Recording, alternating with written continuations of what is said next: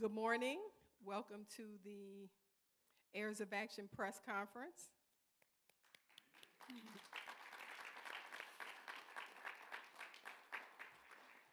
I'm LaTonya Lambert. I'm the media contact for Heirs of Action. Thank you all for being here today. The purpose of the press conference is to announce an amazing historical movement that is going to bring us better representation, that is going to improve our ability to have just and compassionate policies, and it will create a much healthier political environment. Our speakers are going to talk more about that, so let me just give you the itinerary for the press conference. First, we'll have Justin Giboney, who is the co-founder and president of the AND campaign. We'll then have Dr. Barbara Williams Skinner, who is the CEO and co-founder of Skinner Leadership Institute. We will then have Bishop Timothy Clark, who is the senior pastor of First Church of God in Columbus, Ohio, and also the founder and chief prelate of the Berean Fellowship. We will also have Dr. C.J. Rhodes, who is the senior pastor of Mount Helm Baptist Church in Jackson, Mississippi. We will then have attorney Amos Jones, who's chairman of the board of Seymour Institute for Black Church and Policy Studies. Then we will have Representative Trenae McGee, who is councilwoman of the 7th District of West Haven City Council in Connecticut, after which time we will have questions. At this time, I'll bring Justin Giboney, who's the co-founder and president of the AND campaign.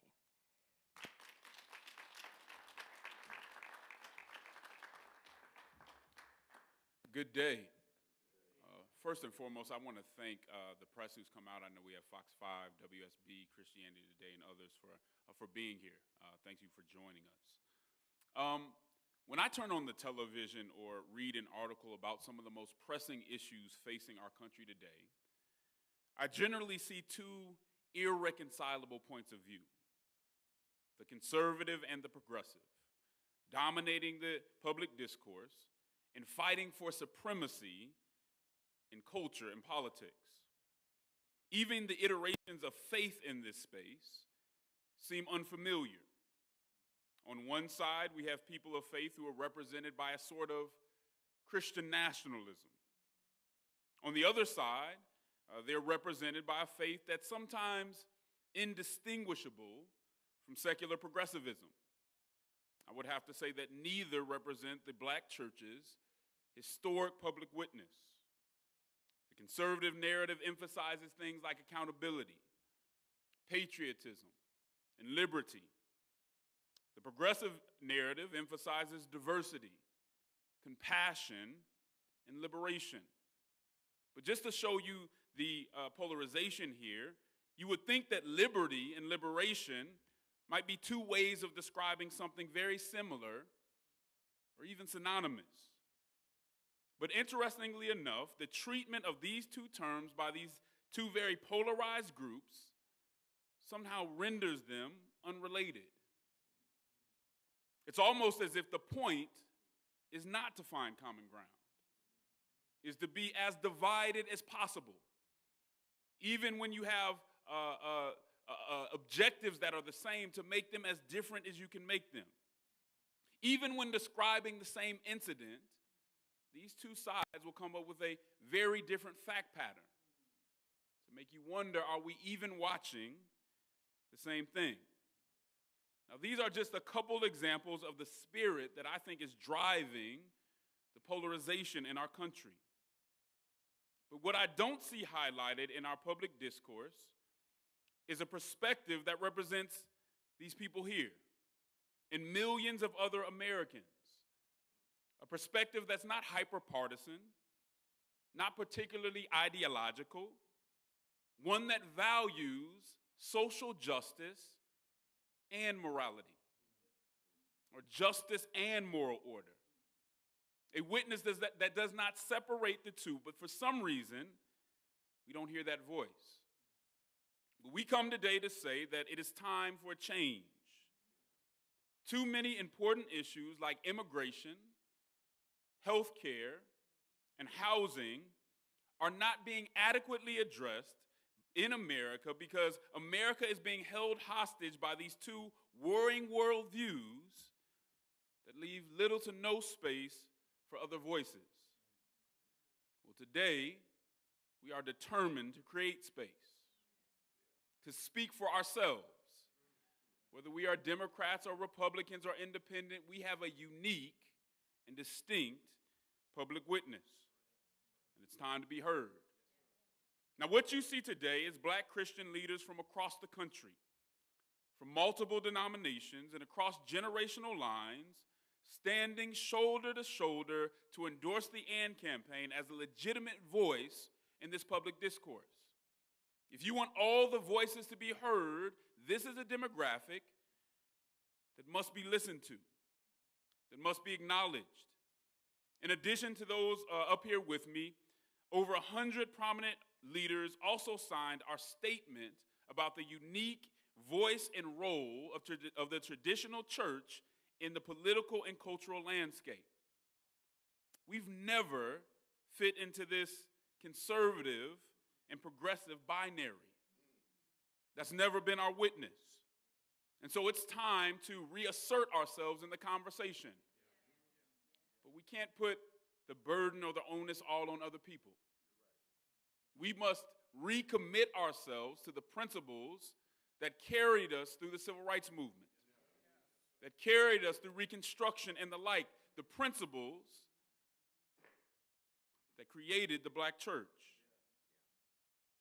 I am honored to stand up here today with elders like Dr. Barbara Williams Skinner, Bishop Claude Alexander, Bishop Timothy Clark, Bishop Vincent Matthews, and others to say we are here and we have something to say, something that must be heard, a word made for this particular moment in the American experiment. But as I said, we also cross generational lines. And so I'm also glad to be here with Reverend Matt Watley, Representative Trenae McGee, Lisa Fields, and so many others who are standing up to say the time is over for the black church to be spoken for by any party, by any ideological tribe,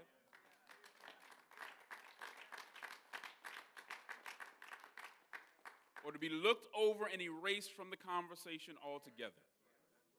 Thank you for joining us. Good morning, good morning, good morning. I'm Dr. Barbara Williams Skinner, and I'm president of Skinner Leadership Institute and co-convener of the National African American Clergy Network, representing denomination and independent church leaders with about collectively 15 million members. I have worked for over 40 years in the political and public policy space with leaders all professing to know Christ, yet standing angrily on opposite sides of issues like abortion, LGBTQ rights, climate justice, gun control, and criminal justice reform, either based on moral values or social justice, but not both. Today, as a Christian elder, I'm honored to stand with Mr. Justin Giboney, and co-founder and leader of the AND campaign, and scores of other younger Christians who are faithfully and humbly following the teachings and model of Jesus to advance both conviction and compassion, personal piety and social justice, while equipping the black church to fully be represented in the public square. I must say, though, as a Democrat, I am homeless in my own party, as I would be in the Republican Party, for I am pro-life, yet committed to the health and well-being of all women. My faith undergirds my belief in marriage between one man and one woman, yet I support the civil rights of LGBTQ people. Today, our nation is deeply divided on cultural wars, systemic racism, violence, and threats to our democracy. Instead of being a unifying force, the church itself is a force of division based on a false choice between moral values and justice for all of God's children. Our faith demands we do both. The uniqueness of the AND campaign compels me as an elder to bless and support these younger heirs of action for three reasons. First, their deep roots in redemptive justice, seeking wholeness of all people and commitment to moral order. Second, their pledge to build upon the historic role of the Black church activists like Fannie Lou Hamer, Martin Luther King Jr., and so many others, committed to liberation of both the soul and the body by eliminating social inequities so all can flourish. And third, their intellectual and spiritual readiness to provide the tools that will equip the Black church and allies to bring the whole gospel into the public square and the political arena at a very unique and critical time in our nation. Thank you.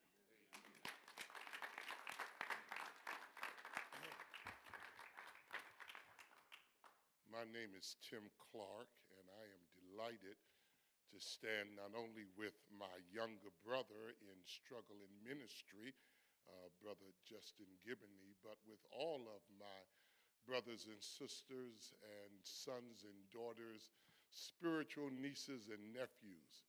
Only thing about getting my age, there aren't any more fathers and mothers. It is now sons and daughters, brothers and sisters, spiritual nieces and nephews. I think in a very real way, and I will be as brief as possible, I think in a very real way, what we've come to do today here in Atlanta, and I do think it is significant that we are here in Atlanta, Georgia, where so much of our struggle as a people not only found birth, but found expression. And I think that what we've come to do primarily today is to challenge this sense that there can be no duality that forces us, that almost demands of us, that we fit into either one camp or the other, that it has to be either this or that as opposed to both and. And what we seek to do today is to merge and marry what often seems to be two competing, contrasting, and conflicting ideas, that we can stand for those things that are biblically historical and yet be contemporary and accurate in its application. Those of us who preach on a regular basis often have to live with the tension in the text. And we have to lead our people to wrestle and live with the tension of the text. That there are times when God works in marvelous ways. Other times when God seems to be, how shall I say it, slow, plodding, and sometimes almost disregarding of our plaintive pleas, cries, and groans. We have to live in the tension of the text. That's preaching. But we also have to live in the tension of how we live out our lives, how we conduct ourselves, so that it is not just piety, but it is also policy. It is not just biblical standard, it is also brave embracing of the last, the least, the lowest, those on the margins who are often left out. And so I gladly stand today to say I am not either or, I am and. I am for honoring God and loving my brothers and my sisters. I am for speaking truth to power, but seasoning it with love. I am for compassion and conviction, molded by courage and rooted in a deeply Christocentric philosophy and theology. I belong to the and group, and I'm proud to be so.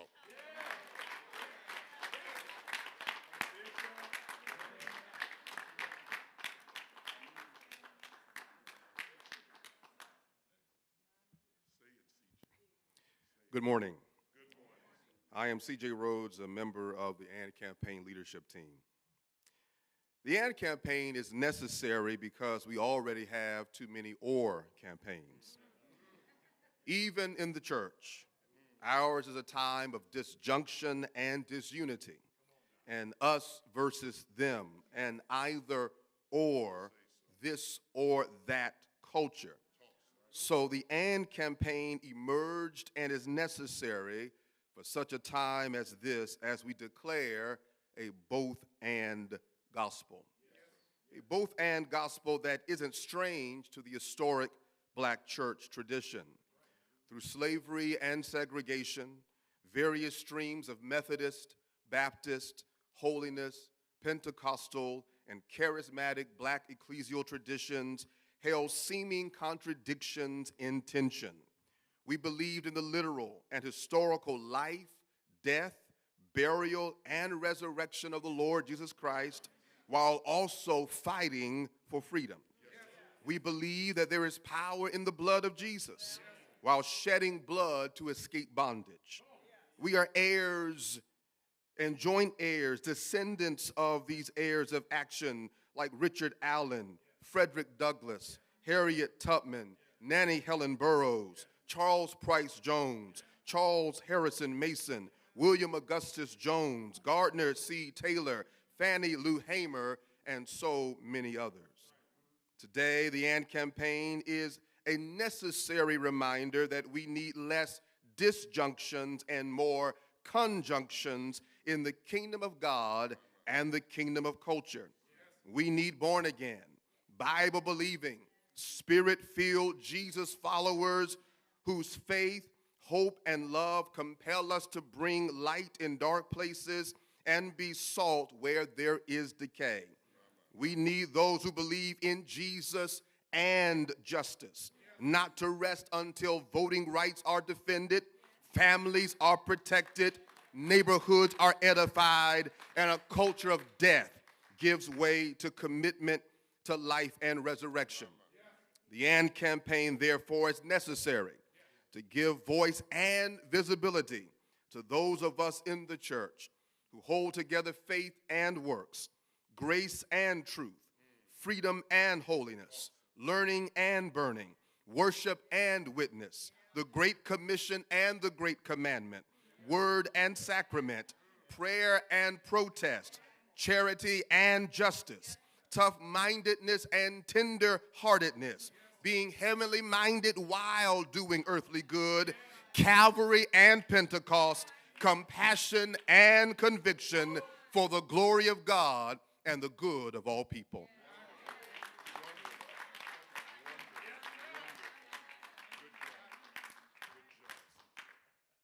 My name is Amos Jones, and I'm a Washington, D.C. attorney. I serve as chairman of the Seymour Institute of Black Church and Policy Studies, as well as on the Leadership Council of AND. And I'm here to talk a little bit about the legal and policy arm of what we're doing here.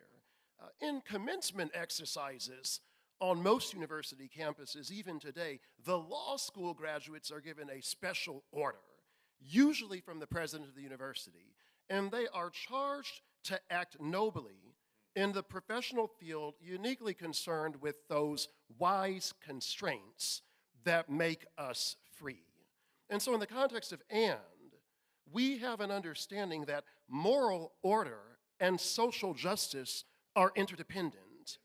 The AND approach to civic duty takes responsibility for this tension and enters with the premise that black Christians have a perspective and a capacity to take positive action, clear action that has withstood the test of time.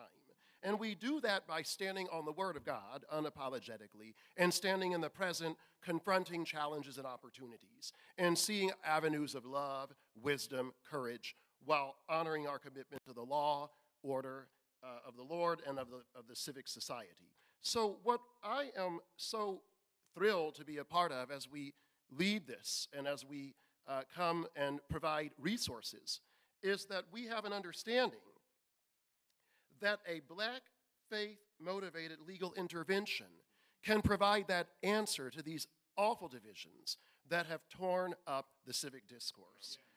We have challenges and opportunities that we can look to our elders for wisdom on how to solve. The great civil rights lawyers of the 1950s and 60s were often linked to an orthodox faith and turned to an orthopraxy. I think of the great attorney who was the representative of both Martin Luther King and Rosa Parks, Fred Gray, who helped us as a Church of Christ minister and pastor to liberate ourselves by relying on the Word and also on the social justice motif. So we here stand at the AND campaign to contribute projects and solutions to this problem, to rebuild platforms and infrastructure further to solving this problem, and to support innovative approaches and a unified foundation of moral order to help us to be a constructive force in civic discourse. We want to understand that law has a very powerful place in this, but without the law of God, there's no law of man. And with that in mind, we have to be and about this. So we are going to just pray, we're going to work, we're going to think, we're going to meditate, we're going to listen, and we're going to act. And we're going to do so anchored in the Word of God, understanding that that's the only way to bring true unity and to bring true peace and justice for all.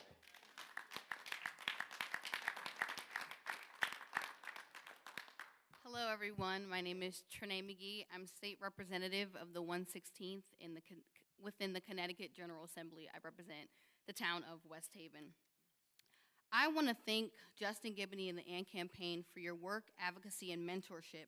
I'm honored to stand here boldly as a young elected official who is actually impacted by all that you are doing within the community to change the narrative around fitting in political boxes. This is why the AND campaign is deeply needed. Millennials have expressed their distrust with the social, political, and religious space to collaboratively work together to intersect and dismantle challenges between being Black and being Christian, being civically engaged and unmoving, unwavering, categorically Christian, fed up with what's disloyal from political spaces and the juxtaposition of striving to stand firm on the objective, unadulterated truth. How do we reconcile our convictions with the fiery, unapologetic passion for what's righteously correct while maintaining temperance and actively lead and encourage a culture of redemption amongst a group of politically homeless young people? Synthetically, we have created a culture that says it's strong enough to embrace the voice of the oppressed while organically interweaving in the voices of the victor. Most millennials in government, arts, media, and ministry feel unheard and silenced in political spaces, but have proven through contrasting statistics that we must actively engage in the political sector, not only academically, but most importantly behind the pulpit. The reality is one party doesn't bring us closer to our moral compass than another, and both have consistently struggled to meet the needs of communities, staining the fabric of a flag we've raised higher than God and a constitution we've made to be a weapon over the sword. Research tells us that the far left few and the far right bunch are not the middle everyone, even amongst my generation. 67% of Americans are dissatisfied with both parties, with the specificity highlighting that Black Americans consider themselves moderate, while Gen Z and millennials are less likely to register as neither Democrat or Republican. In fact, a liberal academic institution reported that 45% of non-white Gen Zs registered as independent for the first time ever. And 55% of Black Democrats say it's necessary to believe in God in order to be moral, while 38% of Gen Zs consider themselves Christian. Almost 50% of Gen Z Republicans, more than any other registered generational group of Republicans, believe that Black Americans are treated less fairly than white Americans. We not only see this shift amongst our own cultural groups, but there is a modest decline amongst the Mormon Republican orientation, with 35 identifying as independent and 13% tilting to Democrat, or our Jewish brothers and sisters, which have maintained a strong Democratic tilt. Roughly 33% of millennial and Gen Zs of color have exited the Democratic Party. This is why we need the AND campaign, to help us to shift the narrative on faith and its influence on justice. Amos 5:24 says, "But let justice roll on like a river, righteousness like a never-failing stream." And 62% of Black adults say it's at least important, if not essential, for houses of worship to offer sermons on political topics like immigration and race relations. 54% of Gen Zs believe that these are the most important issues. An overwhelming percent of 85% of Gen Zs say they would go to church if they were asked. So what does this tell us? The majority middle may not be as segregated and polarized within political boundaries as we are depicted to be. Our faith should always collectively bring us together.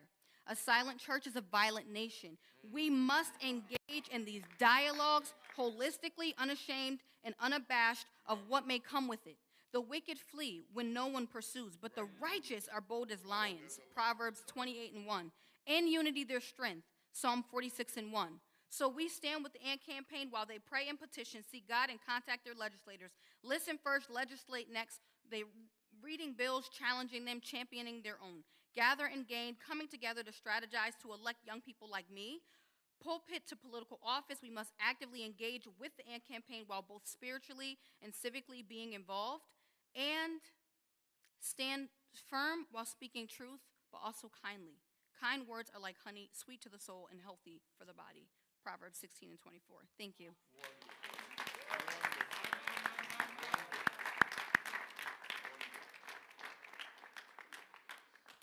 I would like to thank all the speakers. As you see, there's a lot of passion up here, and we're really ready to speak. But one of the things that I want to say, too, that's very important is that we're not standing up here pretending that we've been perfect, or even that our tradition has been perfect, or even that we have all the answers.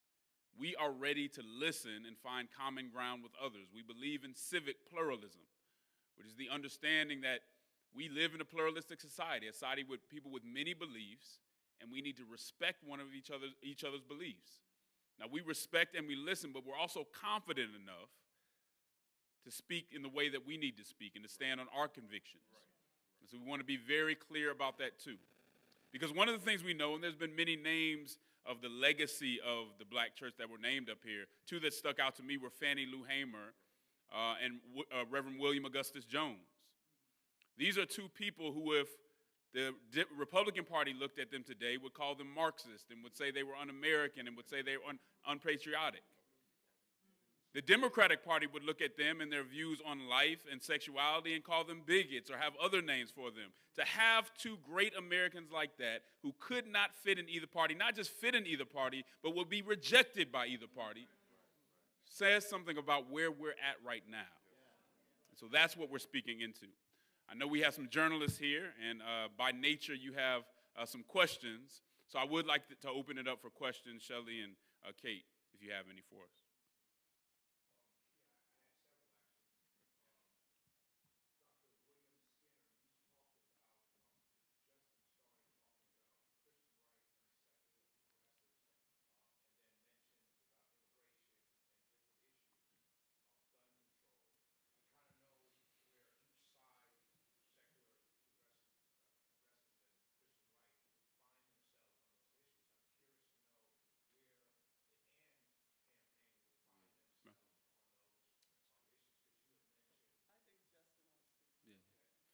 Yeah, so what the AND campaign offers is a framework. We talk a lot about compassion and conviction.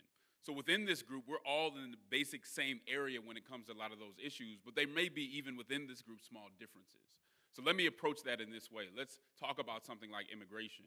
Surely when it comes to immigration, we should be able to have compassion for people who are struggling and want to come to this country to get a better life. At the same time, we know there needs to be structure. So whereas we have this conversation, it seems, in Washington where it's all about keep the immigrants out, even though most of the people who are saying that come from an immigrant tradition, and on the other side, you can barely hear that there should be any structure at all. What we would say is come together, do the hard work of democracy, understand that law matters, but we must also show compassion for people. And so I think within that, you would find a better solution. What was the other? That was immigration. What was the other ones?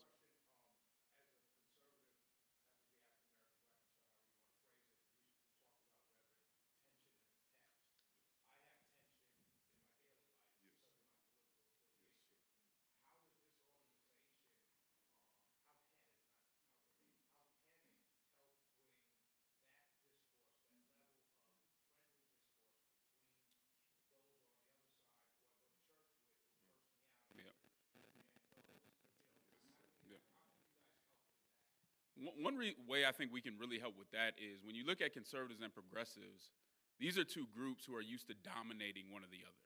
Right? Their goal is to dominate, is to be in control of the mores and values of this country. I don't think that we are saying that we're trying to dominate other people. We are trying to coexist and find flourishing. How that engages with tension is sometimes you have to allow attention, right? I think we make a mistake when we have a tension with something like love and truth, and we lean all the way into the love where we don't acknowledge universal truths, right? Or we lean all the way into the truth where we don't understand and have compassion for what people are going through. So one of the things we have to do is let hard questions be hard questions and understand that even though at the end of the day somebody might not agree with me, I might not dominate them to the point where they surrender, there is a path towards finding common ground and doing the best for both sides within this democracy. Isn't that the idea of democracy, to be able to come together and find those solutions? But what we find is it's hard work, and apparently too much work for some of the people on the extremes. I'd love to talk to you after that, Shelley. Thank you for being here. I appreciate it. Kate, do you have anything?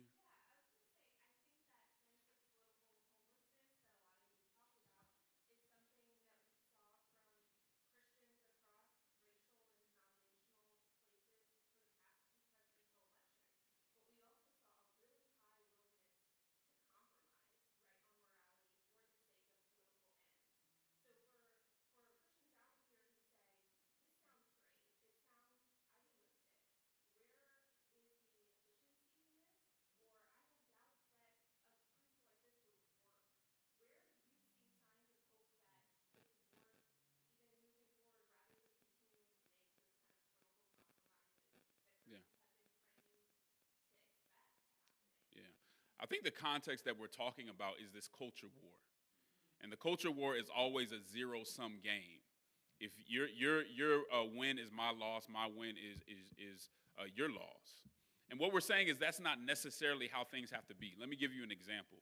For years, people felt like the issue of religious liberty and LGBTQ rights could not be reconciled whatsoever.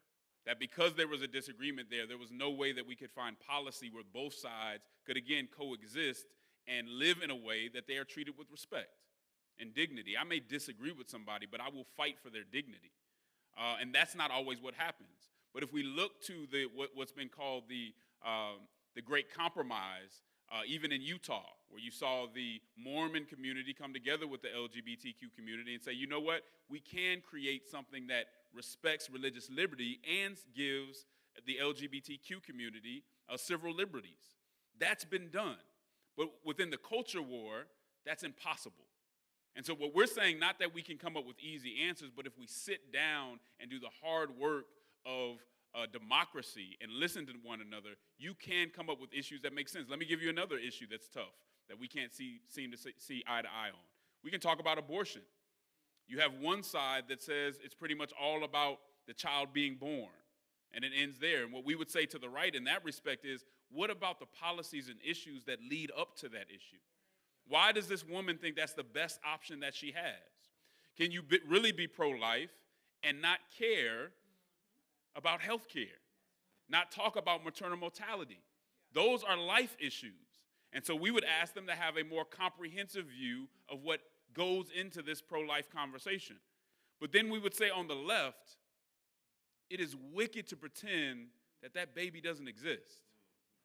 The left's argument seems so easy, my body, my choice, only if you take the other body away. If you acknowledge that there's another body there, then this becomes hard. Then you enter into the tension that we're talking about. But it's much easier to gather people around a very simple message that reduces the issue to something that I can yell out and put on a bumper sticker. Those issues can't be placed on the bumper sticker. They can only be maneuvered through, again, through doing the hard work of democracy and I think civic pluralism.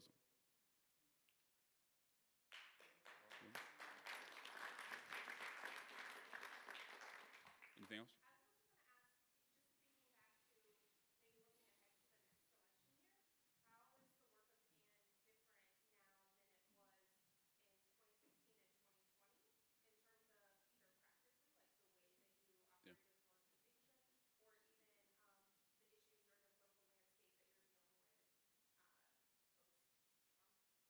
Yeah, I would say we're not going to endorse anybody. I would say that our principles are still the same. So the difference will be hopefully that there'll be an expansion.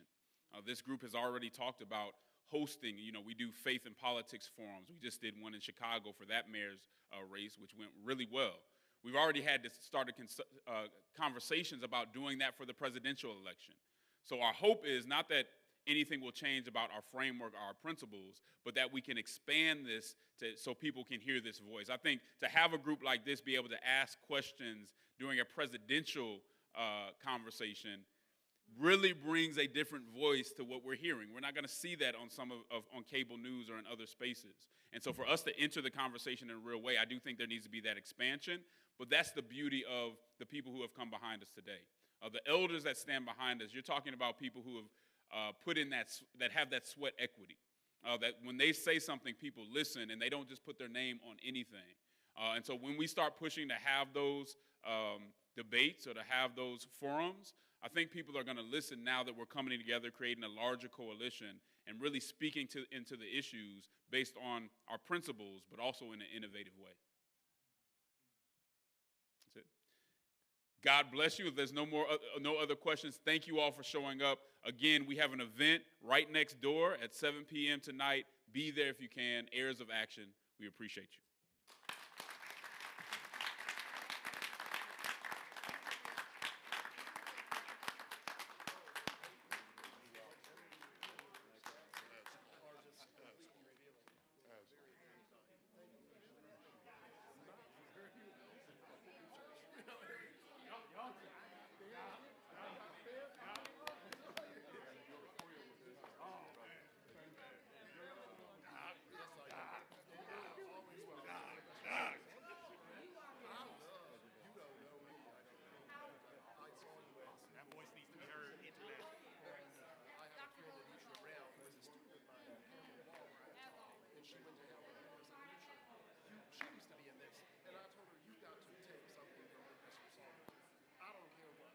Nice to see you. Yeah, so good.